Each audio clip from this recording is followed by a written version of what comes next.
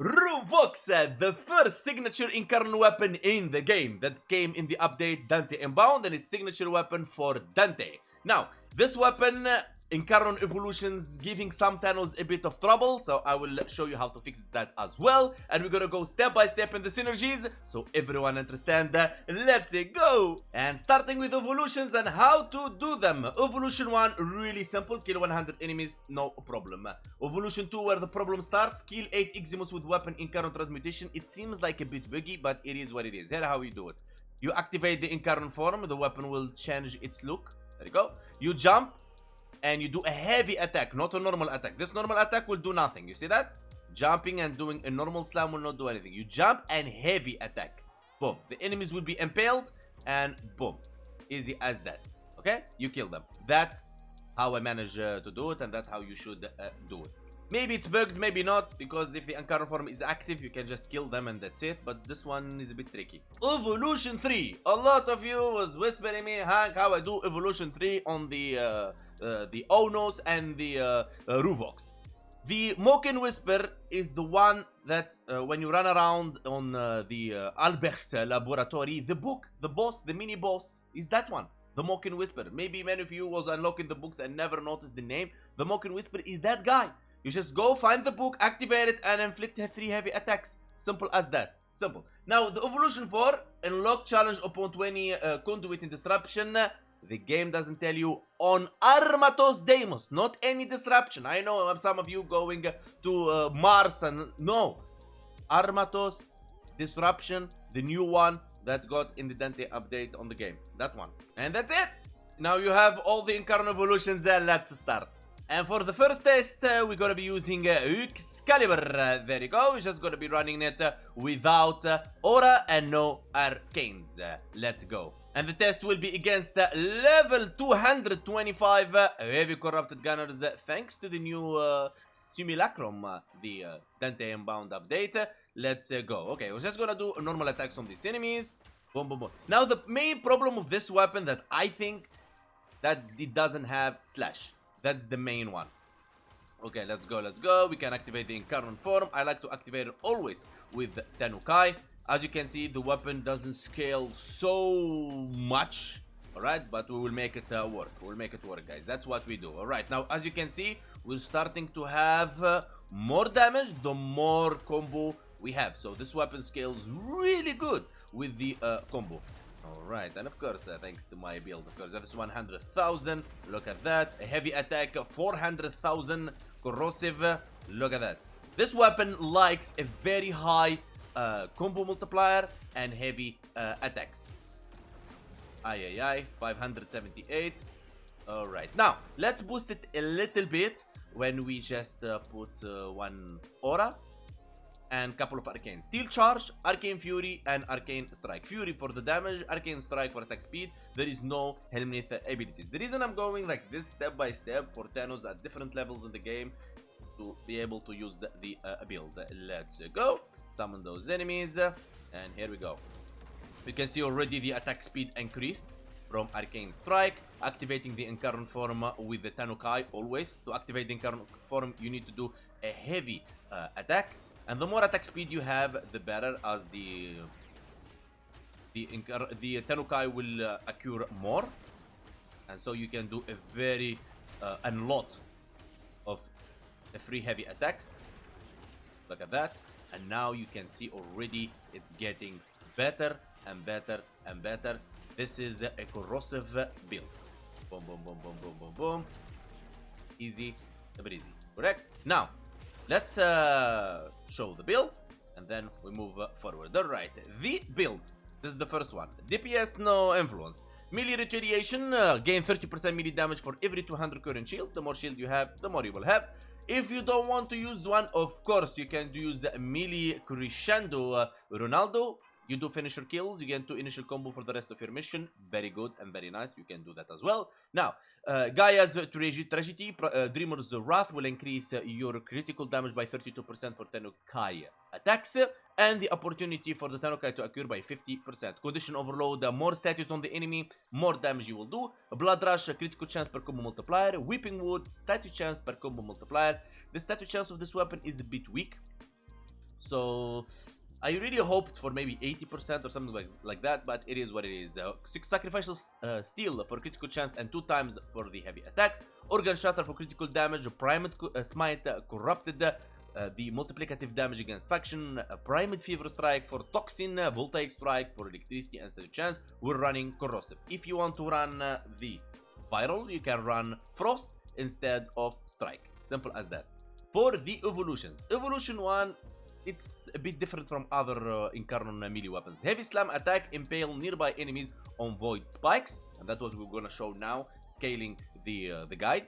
Alright, 3 plus 3 range, minus 35% max melee attack speed. I don't know why DE did this. The weapon already doesn't have slash. Reducing the melee attack speed of this weapon, I think they make a mistake. I think it should be plus 35%.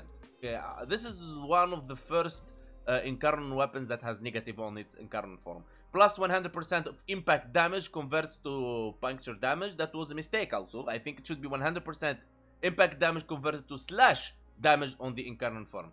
It's time, so yeah. Evolution 3.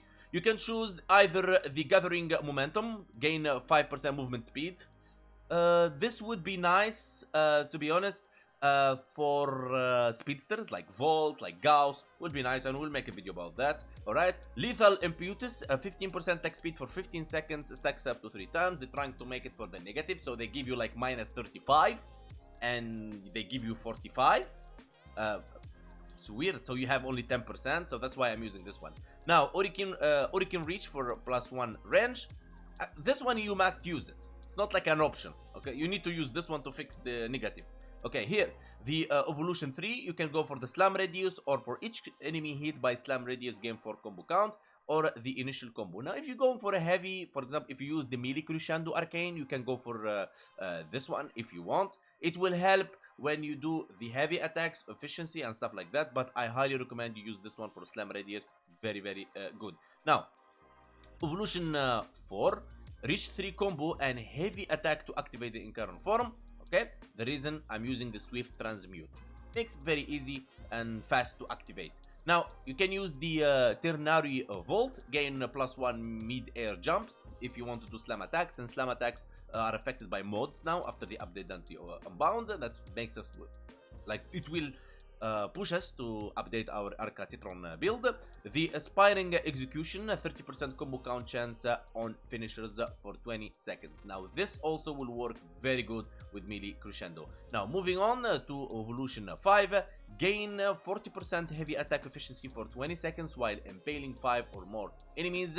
Melee Crescendo as well. Here, impaled enemy are 35% more vulnerable to status chance. They fixing the low status chance on the enemies. It's really, really good. It's up to you which one you use. Now here, the enemies suffer 5 puncture status while impaled. You don't want that. You don't want that. You want either to increase your 35% status chance on those enemies, or heavy attack efficiency. That's totally up to you. I prefer the heavy attack efficiency.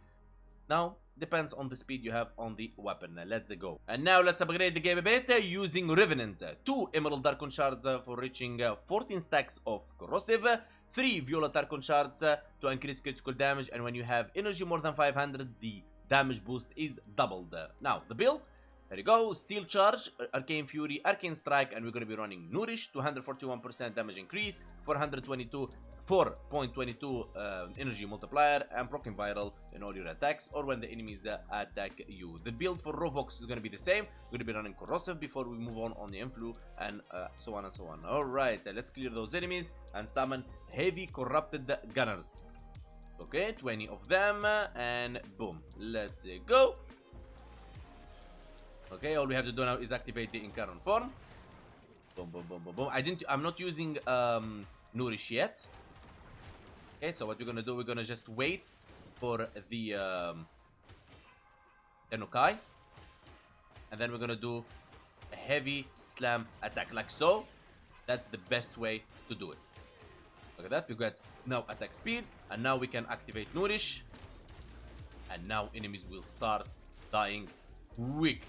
Right? Remember, this is the level 225 heavy corrupted gunners. Boom, boom, boom. Now we got viral, we got corrosive, and so on. Now let's spice things a bit with Nidus. Using 2 Emerald Darkon Shards, 2 only Violet, but one of them is Tau Forged. Steel Charge, Arcane Strike, Arcane Fury, and we're going to be using Tempest Barrage to proc Viral instead of Nourish, and Corrosive to armor strip enemies really quick. And for the Ruvox, we're going to be using the same build. Starting first with just gathering the enemies. Okay, so this will show you that gathering enemies is a huge boost for this weapon. Also, when the enemies are there dead already, without using the Tempest Barrage yet. Okay, and when they're gathered like so, you can actually impale them as well. Look at that. Boom, they're impaled when they're gathered. So running something like Nautilus with Cordon, or running Pool, or something like that will be very good with this weapon. The weapon likes enemies to be pulled. Now, we're gonna armor strip those enemies. Okay, and then we're just going to enjoy 15 million damage, no problem, 3 million damage, and so on. This weapon likes synergy. I know it doesn't have slash in it, but it likes synergy. Now what we're gonna do, we're gonna gather them together and then armor strip them and impale them same time. And boom, 7 million. So that's how you're supposed to play this weapon. Let me do it again for you. Gathering enemies, their armor stripped, and impale them for you. Done, dead, one-shotted. Okay, there we go. Once more. Gathering enemies and heavy attack, and the slam heavy attack. See? Now, but when you armor strip them, things are different. That they're dead. Simple as that. Now, there is other ways to play this weapon, and that's what we're gonna go for next. Now we're gonna be using Ash. You see, I'm trying different frames for you, so maybe I'll touch one of your favorite ones. Alright, we're gonna be running 4 Violet Archon Shards with the energy more than 500 for the double. And then let's check Ash build. Steel Charge, Squad receive 60 melee damage, Arcane Fury, Arcane Strike, and now we're back to Nourish with 167%.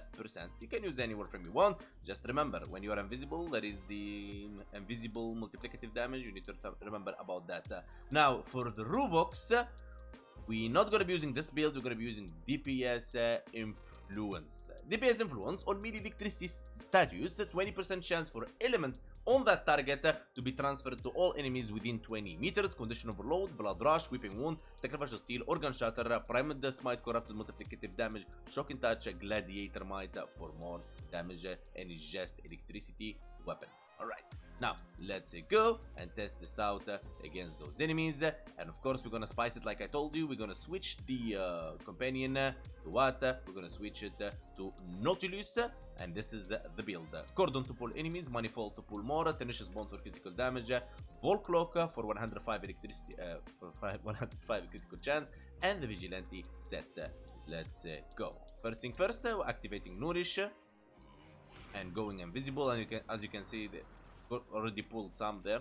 Okay, there we go. We need to activate the Incarnon form first. We need to reach 6 combo. Now remember, every time we go to the arsenal and come back, we lose the... There you go. Enemies are collected. That's what I said about Cordon earlier from Nautilus. Go. Boom, boom, boom, boom, boom. You can see already the difference that we're making right here. Enemies are dying easily. Look at that. Boom, boom, boom, boom, boom, boom. Mamma mia. Mamma mia. And who said this weapon is bad? Who said it's bad? I'm gonna Ruvox you. Alright, look at that. Look at that. See? Sometimes a simple synergy will make a very bad weapon like this one, alright, a god among the other weapons. But okay, don't compare it with, you know, glaives now, alright? But come on, 225 Heavy Corrupted Gunner Steel Path Edition, dying like this, that's a shame. That's a shame. I mean, when they removed the slash from this weapon, they didn't think about Papa Hank, right? It is what it is. Now, since you know the builds, it's time for us to move to the steel path. Let's go. And for the steel path, I'm gonna use the Revenant build with Nourish, 2 Emerald Darkon shards, and 3 Violet Darkon shards. And this is the build once more. There you go. Nourish, Arcane Fury can strike, and Steel Charge. We already showed that. Let's go. And here we are on steel path. Nourish active, and let's show them some power. Red crit check, orange crit check, pulling enemies check with Nautilus Cordon, staying alive. You can use any Warframe you want. I'll just run Mesmer Skin on my baby Revenant. There you go. 3 heavy attacks check with Tenu Kai, Dreamer's Wrath. 3 million damage, easy, no problem. And look at that, 2 million red crits. I mean, the weapon is worth it, to be honest. I mean, of course, Papa Hank did a lot of twists on this weapon, and the Incarnon weapon is not active. Always activate the Incarnon weapon using the Tenu Kai. Okay, don't get like attracted by the Incarnon form and just use it like normally. And even the Slam, heavy attack, use the Tenu Kai like so. Boom, oppa. See that? That's how you do it. Tenu Kai active, jump, and boom. You don't lose your combo ever. That's how you do it. Alright, boom, jump, boom. Enemies are impaled. And what if I tell you, you can boost the damage even further if you prime enemies? Priming enemies means you apply statue effect on that enemy with a different weapon, so they take more damage by default, or by using a mod like the condition overload on melee weapons. For that weapon I'm going to be using is Epitaph. For example, if I prime this guy, look at this, he got viral, heat, cold, and whatever, and then I just attack him, he's just going to be one-shotted instantly. You get the point? Correct. Now, I don't like to prime enemies unless it's a specific powerful target, like the Demolist and something like that. Alright, there we go, Malice! Let's go. Alright, let me jump. Boom, he's dead. Simple as that. And by this we come to an end to our Ruvox Incarnon signature weapon of Dante build. I really hope you change your mind about this weapon. I'll give it 6 out of 10. If you don't want to build it, you don't have to. That's why I build it, so you see it and decide, so you don't have to and you don't waste your forma. The decision is yours. Sometimes say, why do you build these weapons? They're bad. But I have to, so I do it, so you don't. Big love. Don't forget to sub, like, and let me know in the comments below what you think about this weapon. Join our Discord, link in the description. See you guys next time.